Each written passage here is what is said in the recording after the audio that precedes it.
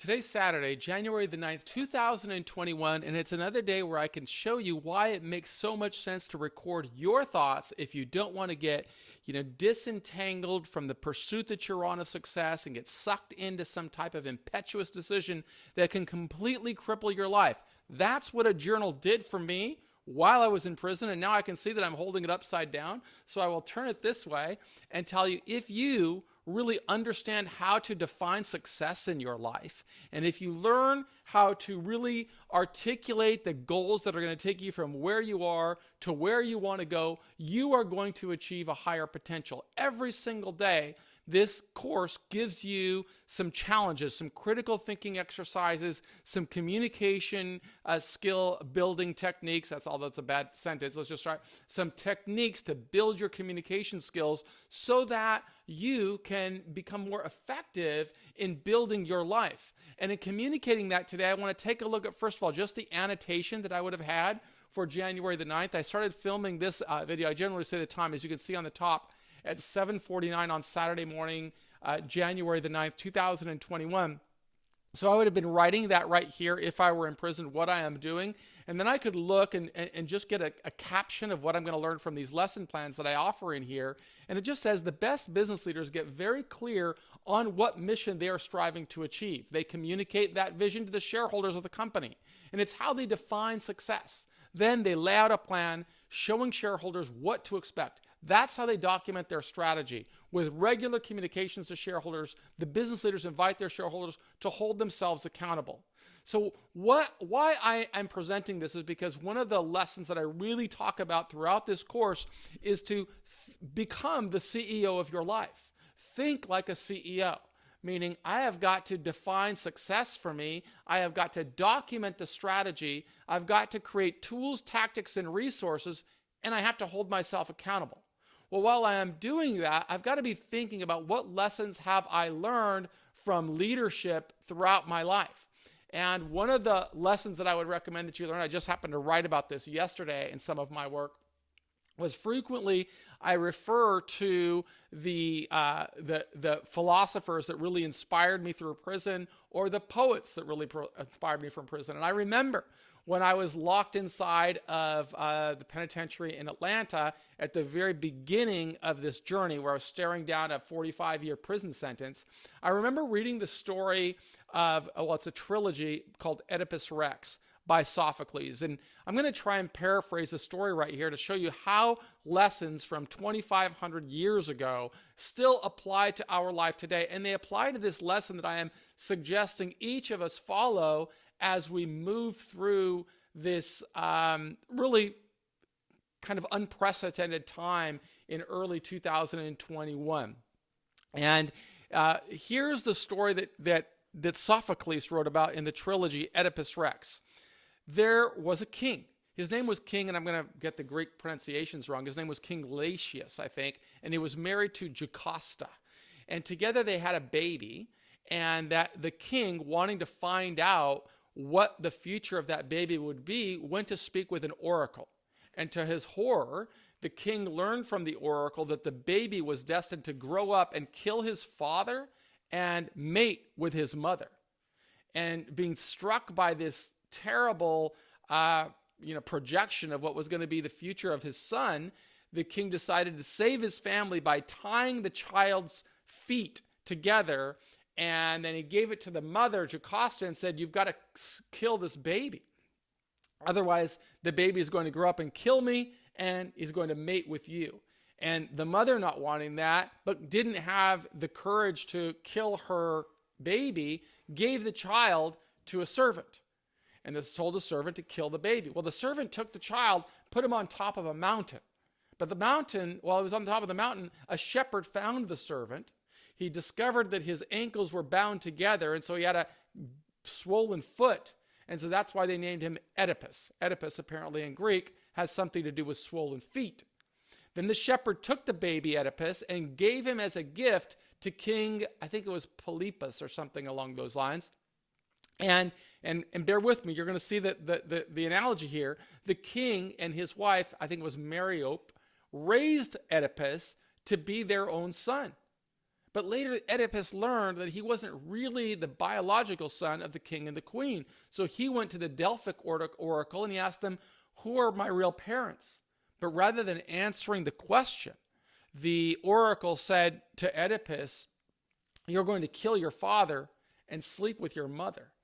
And Oedipus didn't want to do that, so he ran away from the home.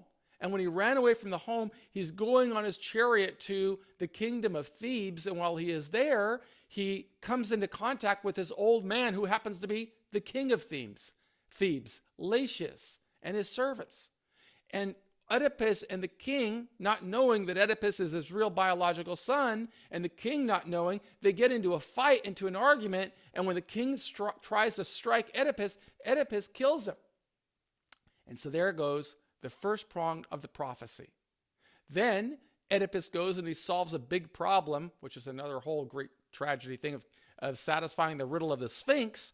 And when he does so, the kingdom of Thebes gives him as a reward the queen, Jocasta, who happens to be his mother, thereby fulfilling the second part of the prophecy. He killed his father and he slept with his mother. Well, then they realized what they had done some kind of way. They realized that he's actually his mother, and she is so struck with despair over what she has done, she kills herself.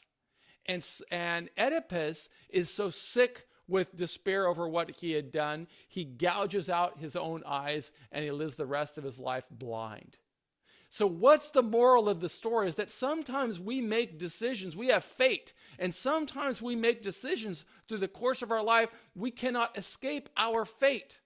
But we always have to learn how to deal with life in a productive way. Regardless of what's going on around us, we have to say we have to have the power within to change our life and to get the best possible outcome. And that's what brings us to today's story. You see, the headline here on this order shows executive order on protecting American monuments, memorials, statues, and combating recent violence. When was that issued? June 26, 2020. And you may remember that the president brought a tremendous amount of attention to signing this order of protecting it. He signed it. But in some kind of way, he was sealing a fate, not only for himself, but for many, many other people who didn't have the power that he had. And as a result of this policy, all of those people, as you can see right there, I made this speech bubble here to make it a little easier. But as you can see right there on this policy, it says it authorizes a penalty of up to 10 years imprisonment. 10 years imprisonment. These are people that really woke up in the morning and all they wanted to do was support their president. But the irony is that the person they were supporting and the person who encouraged them just got them potential exposure to 10 years in prison. I mean, look at this moron. He's not only committing a federal crime by breaking into a place that he was not supposed to go into, but he's stealing a piece of government property, and he's doing so, putting himself going viral on social media, smiling. And of course, today, that man is in custody and facing 10 years in prison. So, we can see that we're sealing our fate. He doesn't, just like Sophocles, he's following along on this pathway that's going to have a really bad outcome for him. But not for everybody. Look at a day before the riot on this news headline at the Capitol, people received a call from a group of Republican attorney generals urging them to march. And so you got all these people who very likely have good jobs, are consider themselves good citizens, just want to live, their life and protect their liberty, but they're following orders or they're following this dog whistle of what they think they are supposed to do. But the laws that apply to some people don't apply to all people. You can't cry about that or whine about that, or as I wrote in this section over here, what if you're one of these people, if you're a normal person, you're going to be held to a standard that says you should have known or you either knew or you should have known. That's the standard for most people. But if you're a person of power, you can get away with making all kinds of statements that no other American could get through. President Trump can say things that no other person could say. And see, here's the Department of Justice saying, don't expect charges against Trump or allies for inciting a D.C. riot. Okay? But if they were an American citizen and you just said something like in a movie theater, fire, okay, that you could be charged with a crime. But the president can tell people to, give people orders with a dog whistle and say things like, march, we're going to hold trial by combat, as other people can say. Well, they know the power position that they are in. That's not the position of a guy like this. So that's the reason that we as citizens really need to make use of a strategy to hold ourselves accountable. We have got to really understand what are the steps that we should take to make sure that we are doing everything within our power to identify success, think like we're the CEOs of our lives, document a strategy, and let that strategy guide our decisions. There's another Greek word besides, the plays that we can learn from about human behavior that show we can't escape our fate regardless of how much we plan. There are other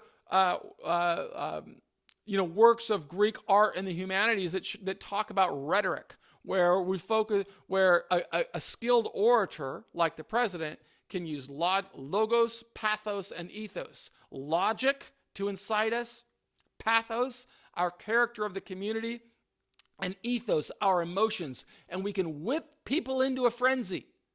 But if we as an individual, we as human beings, are always going to be susceptible to making good decisions or bad decisions. The power and the importance is within us to figure out how are we going to deal with it in a responsible manner that allows us to move through challenges of life with our dignity intact. That's what our Earning Freedom Journal will do.